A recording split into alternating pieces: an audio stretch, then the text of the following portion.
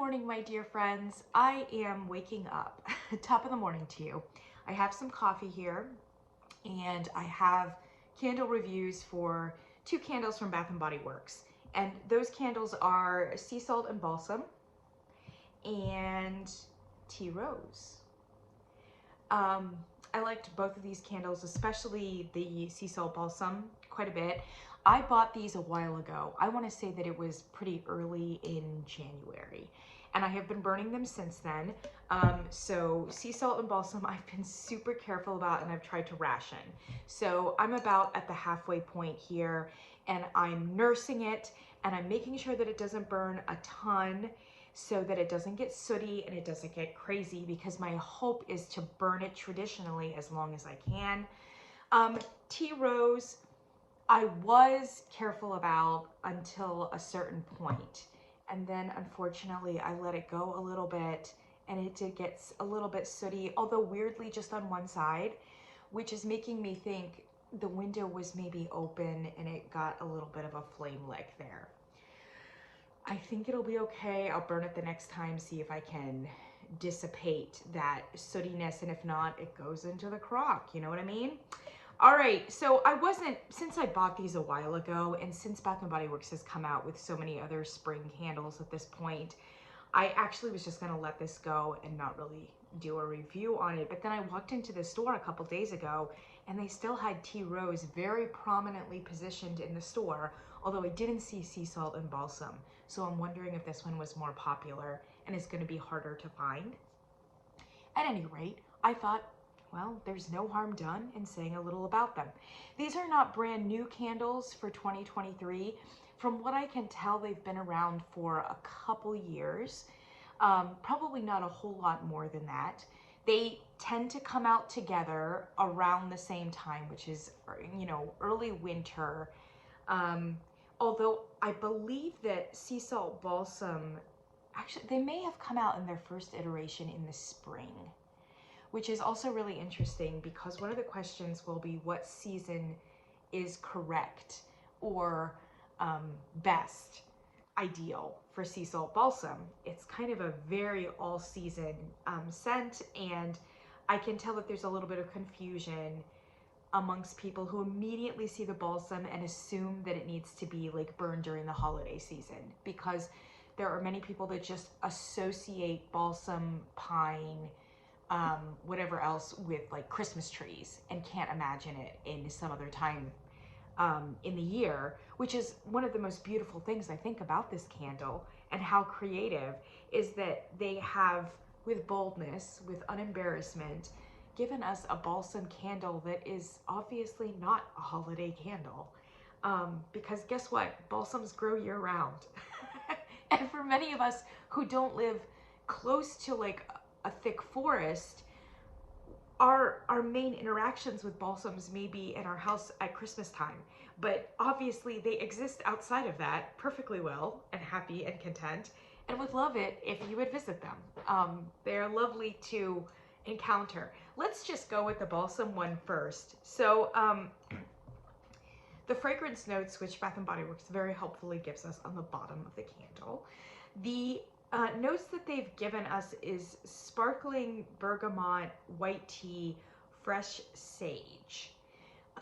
Now, those notes have changed from the iteration of the candle last year or maybe the year before, where there was like splashing waves, some sort of other aquatic thing. I don't think they had the white tea in there. I don't even know if they had the fresh sage in there. The candle has not changed, but they will often change the formal notes listed on the candle as if to encourage us to maybe smell something different in it, or a little bit more cynically, because certain fragrance notes are all the thing, all the rage. And so they definitely want to like tap into that, whether they're present or not. And sometimes they are. Let's charitably assume that they are there. So they have definitely gone, honestly, like, they don't even mention the balsam, although they probably assumed that Sea Salt and Balsam, the title itself, would indicate it. But if you just read sparkling bergamot, white tea, and sage, you would probably be expecting a very different candle because there is none of the aquatic element present. And I do think that the aquatic element is probably the most forward presence in this candle. When you open it up, immediately out comes the ocean, yeah? Or what we associate in the candle community as an aquatic scent. So it's aquatic, and it might be a little bit ozone-y, i.e. fresh air, and there's salt. So, I mean, I wouldn't say that it's like a true brininess, but it's a little bit of a synthetic salt, but it's a salt. So salt, aquatic, and air, which takes you automatically to the beach, right? Or a coast. It doesn't have to be a beach, right? Okay, so that's your top element. And yes, I do think there is some citrus layered on top and maybe even laced throughout that's giving it like a real brightness. Because otherwise it would not, I think, be so bright, especially with the sage and with the balsam. So the sage and the balsam are definitely there. So the balsam is a grounding note. It's your base note. And then the sage is there. For my money, it's in less measure than I would like it. But it's there because it's kind of muddying up the balsam. So the balsam is actually a fairly sweet presence here. It's discernible. I mean, it's a tree for sure. It's a coniferous tree. And then the sage is kind of dirtying it up a little bit. It's like a dirty, yeah. I'd like a little bit more dirtiness, but you know what, it's fine. So I would say that this candle is primarily a mid and top range candle. So if you think, you know, like on your equalizer for music, like on your phone, you're listening to it or whatever, if you've ever changed the equalizer, the elements of your sound, I would say that this is a candle that is top range and mid range, strongly top and mid. It has very few like true bass notes. So while the bass notes are there and they're providing like a nice lower frame for the candle, definitely not prominent. These are not like Beats headphones where you just got bass, bass, bass. This is not a bass heavy candle. And the bass elements are balsam and sage. So for me personally, I would prefer more bass notes. I want more of the balsam and the sage, and I'll take less of the aquatic, if that makes sense. But I do think that more balsam would freak people out. And I'm thinking they know their audience, they know their clientele base, and it would be maybe less of a mainline candle in terms of appeal if there was more sage and more balsam at the expense of like those aquatic elements. Bath & Body Works does aquatic and ozone really nicely, or at least in their particular genre very well, and with the citrus, etc. So this is kind of a slick Bath & Body Works-ified concept. For me, I would like it to be a little bit more rugged, a little less slick, a little bit more pure and penetrating and piercing. I think like Patty Wax does that, for instance. That's not what Bath & Body Works does. So this is as rugged and as intriguing as it's going to get for Bath & Body Works. This is a candle that takes you to a place that invokes a space. And I'll tell you what this is. This is Pacific Northwest. This is Washington. My boyfriend and I went to, or my then boyfriend, we hiked in, is it Olympia National Park? Whatever the national park is that's out there by Seattle. Or Rainier? I'm not really sure. I'm so bad with the national parks. At any rate, there's a national park way out there north west, right? And we went to the northwestish element, and we hiked for a long time in the woods, and it was this. I mean, it was like, it was pine, it was balsam, it was like all of those elements. And then as we got closer and closer to the coast, it was briny. It was, you could smell the salt in the air, and it was like a humidity blanket. You know, like everything just started getting kind of steamy, like a jungle, even though it was actually fairly cold weather, right?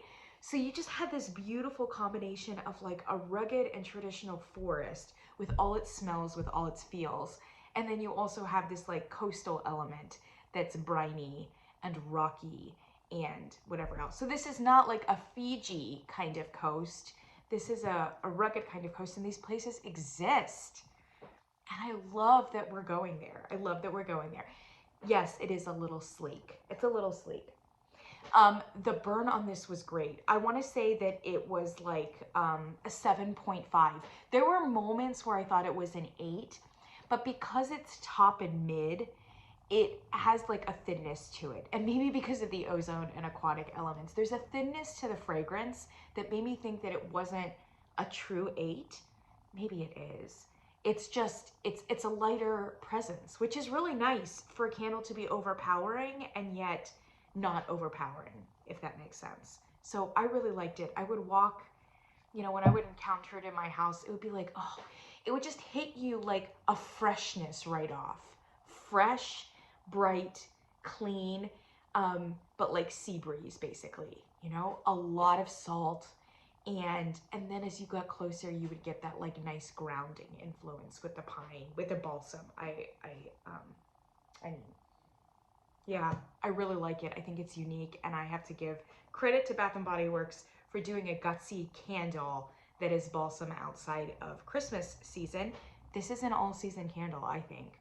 I really like it in the spring because of the really bright, fresh sea breeze that's coming through, but it like doesn't take you to a tropical place, which we would kind of associate more with the summer months, although this obviously still exists in the summer months. So I would say the inner seasons are going to be great for this one.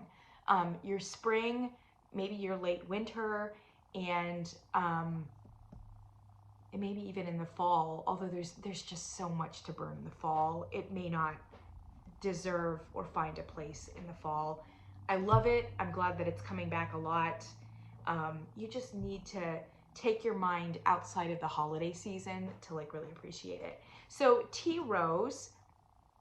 Oh, by the way, these labels are amazing. These wraparounds. So I complained about the Palo Santo, you know, like, because we were paying like $3 extra for like a candle. I couldn't understand why. Like the label wasn't special. The lid wasn't fancy. Like I just couldn't understand it. And there are candles like this line that they put out that like, I was worried. Like I checked the bottom, like, oh my gosh, is this one of the expensive ones? Because it's beautiful. So it's like this marbled with these gold flecks, which like really complements the lid super nicely. And when it's lit, it glows from within. So you get this amazing like green and gold glow. It's just, it's fantastic. I mean, it's even more beautiful lit.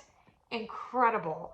Really strong points for packaging. It was just, it's everything. And I think it's the right color for this candle, etc. Same thing with the pink one, although I do think the green one was a little bit nicer. All right, so tea rose. The notes they're giving here are sweet pink rose petals, fresh white tea, dewy greens. So it struck me when I was smelling it in the store initially that this was, of all of their rose candles, at least that they're offering right now, one of the most botanically authentic. It does have a freshness and it does have an authenticity. So it says sweet pink rose petals and dewy greens. The dewy greens are there, but they're not pronounced. So I think that they're right. The authenticity here is about rose petals. I would like a little bit more of the stem personally, but you're not going to get a whole lot of that. However, it will be a very strong, like authentic, it's the flower portion of the rose, but it is botanically accurate for those petals. And it's very strong, as many rose candles are. Fresh white tea. Well, they've got white tea in a lot of these. So I think that must have been the buzz fragrance this year. White tea is weird because white tea is, it's fragrant, but it's very subtly fragrant. And often a little bit on the floral side. But like I said, extremely subtle. So when you mix it in with balsam and rose, like you're not gonna smell it. I mean, even if there's legit white tea in either of these, like you're not gonna smell, unless you have like a candle that's just entirely devoted to white tea, like you're not gonna be able to pick up on that. So I don't know if white tea is actually in this or if it's supposed to evoke something conceptual. If it's the latter, there is a rich, plush, perfumey quality underneath this rose. That it's I mean, it's beautiful. It is a little bit on the exotic side, if I can put my nose on it. And it is a little bit, gosh, it's not spicy, but it comes across as maybe a little bit spicy. And maybe that's conceptually what they're wanting to invoke with the white tea, which is a very like strong Asian tradition. And actually there's something about this gold and the fuchsia that was evocative of like Asian aesthetic as well, which I don't know if they were going for, but I was half expecting like Chinese letters or something, which would have been just so apropos. The rose element though is just traditional rose. So they may have been trying to go kind of like a little bit of a conceptual, maybe half Asian influence here. I'm not really sure. The perfume element though, I mean, in my opinion, you just don't need a perfume with a rose. It's just way too much. It's gilding the lily, it's gilding the rose. And the perfuminess is taking it to a heavy and thick place. So while there is authenticity in the botanical up in the petal region, when you burn it especially, it gets thick and it gets heavy. And for many people who are sensitive to that sort of thing, especially in florals, this is gonna be heavy. I would say that this is a strong 7.5, 8. I would give this one an 8 in terms of throw-in presence. It's not something that you can easily avoid or evade. For me personally, I reviewed that Aldi candle Desert Rose back before this point, which was also a very nice rose. I actually prefer that one because I do think that it is botanical, but it doesn't mess around with like the perfume element. And therefore, while it's also very, very strong, it stays in that lighter botanical space, which I like better. This one, oh, it's not the worst of these kinds of candles that are too perfumey, but it's heading in that direction. Would I repurchase it? Probably not. I usually tend to only do rose like beginning of February for obvious reasons. And next year, I mean, you're looking around for a rose candle, whatever's out. So if this was the only thing out, maybe. But I think I'm actually next year going to do Voluspa instead of this. Because Voluspa always comes out with their rose candles at about that time. 3 of them, and they're really gorgeous. So I think I may do Voluspa next year, whether this comes out or not. So for me, probably not a repurchase, although I appreciate and respect it. This is a for sure repurchase. Whatever iteration, whatever label they come up with, whatever notes they pretend to give us next time, I'm gonna get this because I just think it's a unique candle. I really do. And easy to burn, easy to present to your friends if they come over to your house, etc. So I think it's strong. Really strong for Bath & Body Works. I haven't been quite as impressed with their tropical line, which hurts my heart because I live for the tropics. The tropics are everything, and the packaging right now at Bath & Body Works is everything. I'm not loving their candles. For the most part, I think that they're just not good, kind of all the same, not doing the tropics particularly fresh or original, with the exception of maybe 1 or 2, so stay tuned. Thank you so much for joining me this morning. Have a lovely day, and I'll see you in the next one.